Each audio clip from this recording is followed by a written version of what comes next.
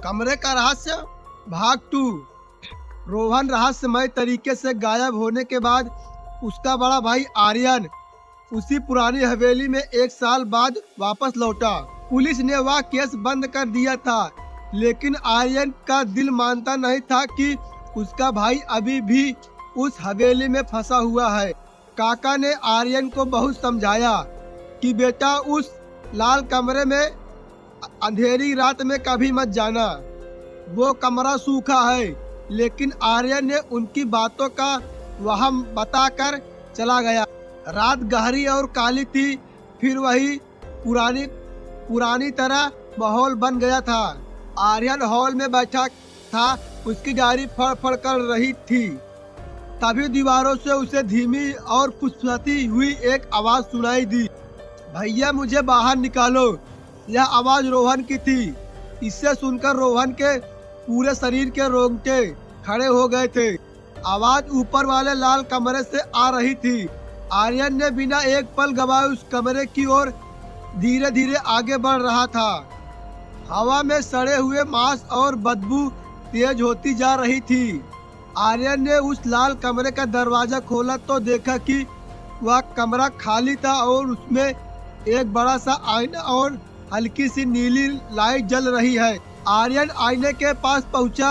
आर्यन को अपनी आंखों पर विश्वास नहीं हुआ कि उसका भाई उसी आईने में खड़ा हुआ है। वह कांच के अंदर अपने आप को पीट रहा था कि जैसे वह किसी जेल में या कैद में फंसा हुआ है। रोहन, तुम वहाँ क्या कर रहे हो? रोहन ने जोर से चिल्लाया। उसकी आवाज बाहर नहीं आ रही थी।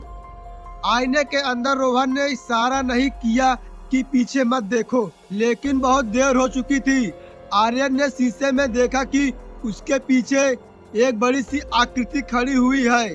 उसकी गर्दन अजीब तरह से मुड़ी हुई थी और चेहरे पर घने और काले बाल थे। आर्यन पलटने वाला ही था, तभी उस साया ने अपना कंकाल जैसे हाथ आर्यन के कंधे पर रखा। यह एक भयंकर खुरदरी आवाज आर्यन के कान में गूंजी, एक आया मुझे जगाने और एक आया मेरी भूख मिटाने। तभी आईने के अंदर रोहन का चेहरा बदल गया था। वह रो नहीं रहा था, बल्कि शैतानी हंसी में हंस रहा था। वह रोहन नहीं था, बल्कि वही साया था जो कि रोहन का रूप ले रखा था।